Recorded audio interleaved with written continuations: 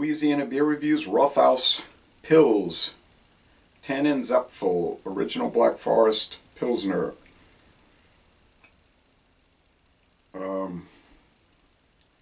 Badische Staatsbrauerei Rothaus. It was started by, it's a beer, product of Germany. It was started by monks in 1791, in the days of the Holy Roman Empire, and then it was taken over by, because during the revolution, the World Revolution starting in France,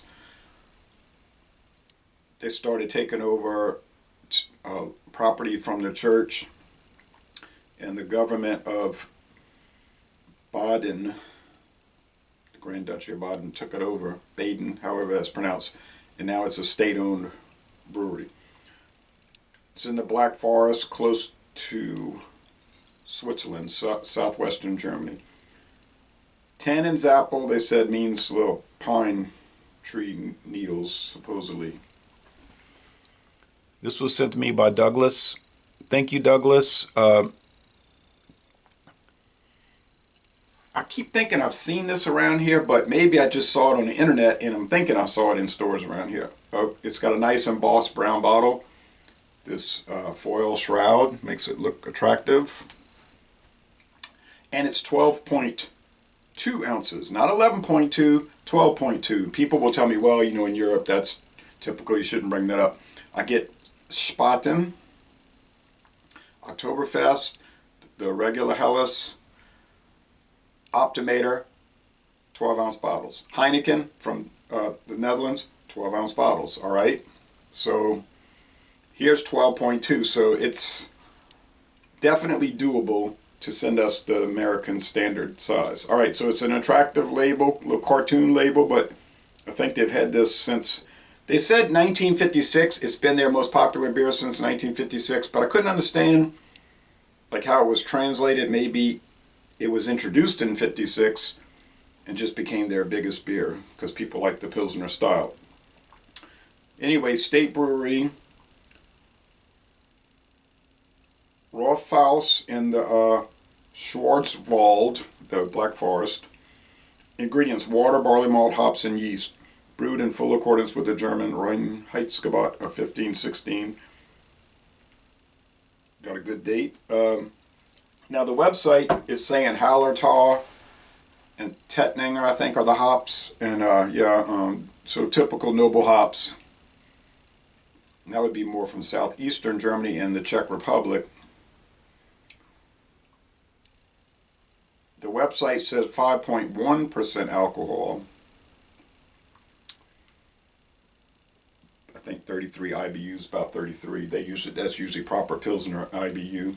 Some of these American Pilsners be like 20 IBUs. Not enough bitterness. 360 milliliter bottle if you want the metric. The website's saying 5.1, but this bottle says 5.3. And I saw a lot of video reviews. There are people in England, whatever, 5.1, 5.1, 5.3. I didn't watch any video reviews. I'm just saying what they have listed. So we're getting a stronger version here. Most of the video reviews are in German or other languages. I can't watch them. I mean, I could watch them. I wouldn't know what they were saying. But there are some English reviews, so over the last 15 years, so I'm going to check those out. So thank you, Douglas. This one is, okay, Rothaus. This one is expensive, so I appreciate you. He said he bought it, then he sent me a couple of bottles from the 6-pack. He said it's definitely awesome in his opinion, but it's not really worth the upcharge over other Pilsners, which are much less expensive. I'm going to find out because I'm going to do a review with this. Then I'm going to do a taste challenge with this and a much lower price Pilsner, but a popular brand of also German Pilsner. Okay. But a privately produced, not state run. Slightly off-white head, the appearance. Let me turn this lamp on here, it might help.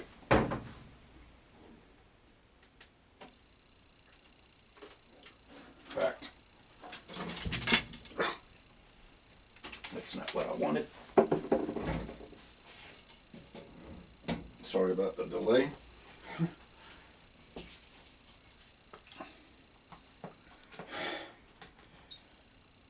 I'm doing this at nighttime and I forgot about the lighting issue.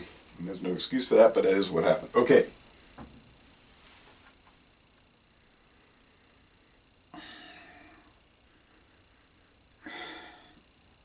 They make some other beers, Hefeweizens. There's another type of lager they make. And then they have non-alcoholic versions of all of them. But I think the strongest beer they make is 5.4. So they don't make powerful European lagers.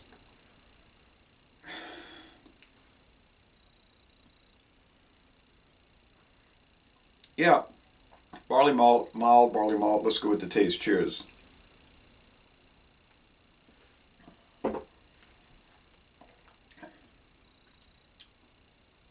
Rich malted barley, rich cracker.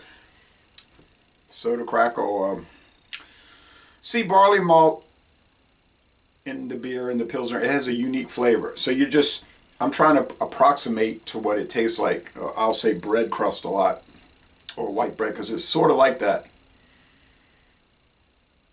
And I don't know how else to describe it. I mean, if you haven't had, but you probably have, you probably know the flavor, because you most likely wouldn't be watching these videos if you didn't have a familiarity with how malted barley tastes. Bitterness, yeah, 3.5 out of 5 hop cones, which is about where they should be, and it's like a succulent, rich, in a way, a succulent bitterness. The sweetness is savory, but it's not an overly sweet beer by any means. Just the overall flavor is savory, let's say. Yeah, 2.5 out of 5 sugar cubes, so it's mid-range on the sweetness. It's more bitter than sweet, nice lacing, for sure. The body's medium, and the finish is crisp and refreshing at nighttime.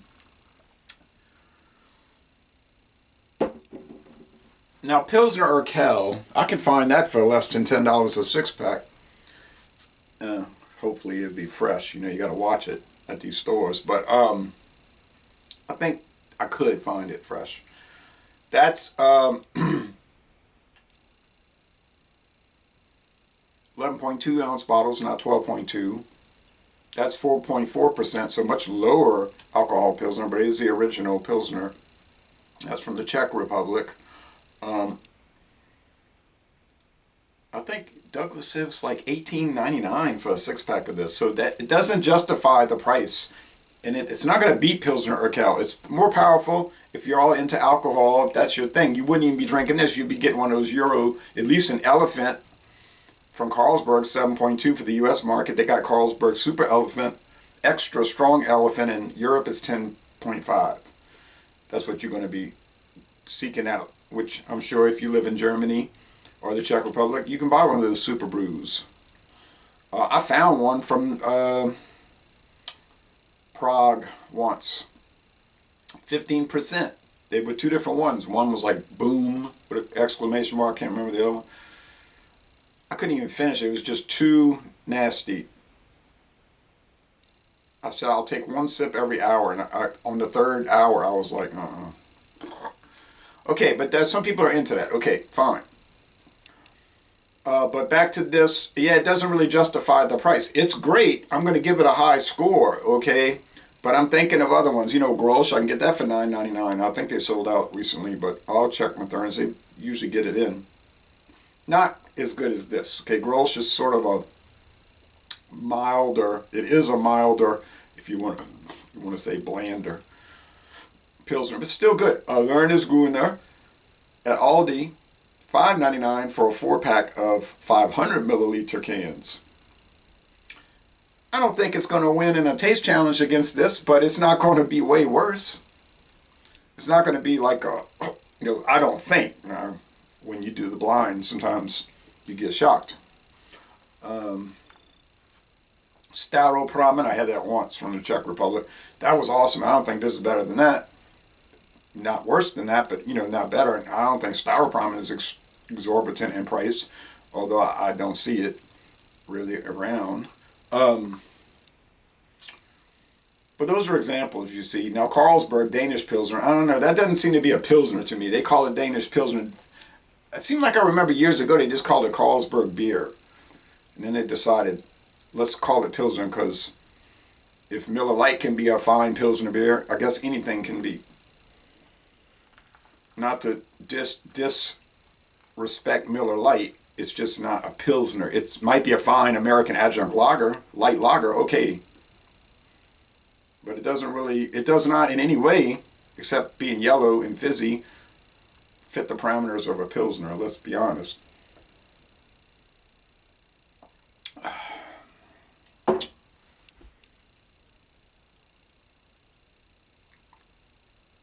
I'm going to go with 9.5. It's really high up there. It's a most excellent beer. Is it outstanding? I don't know about that.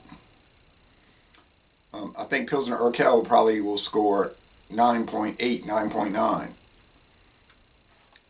I'm not sure about 100. I have to revisit it. It's not world class. World class to me is above 100. You say, well, are there any world class Pilsners above 100, like beyond belief? They might be, I don't know.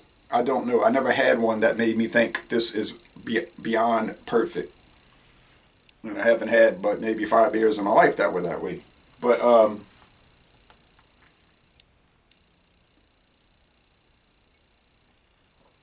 for the style, which I'm very, favorable towards that style, Pilsner, but everybody can like whatever style they prefer, right? There's no such thing as a good style or a bad style. In our minds, there could be for personal preference, but in reality, it's all what you want to drink. Bock, Doppelbock, European adjunct lagers, American adjunct lagers, Mexican, those are sub-styles of adjunct lager. Porter, Stout, Imperial Stout, India Pale Ale, Double India Pale Ale, West Coast, East Coast. It's all what you like. It's all what you want. And when I review a beer, I try to review it within the style and try to detach myself from how I think about the style. Flavor malt beverages. Definitely not one of my favorite styles, and maybe one of the least favorite. That and wheat beers. Just something about Hefeweizen's wheat beers just don't appeal to me. But if I do a flavor malt beverage, I'm going to score it within the style. Like, how does this beer taste in what it's supposed to be? You say, yeah, but a beer shouldn't taste like Kool-Aid or soda pop or a fruit punch. I know that's what we're thinking. But in other people's minds, it should, and they like that kind of stuff. I don't know why. You look at all of... People drink and consume too much sugar, and I can't stop that. Okay, ice beer is another one. All right, anyway, so we're back to Pilsner.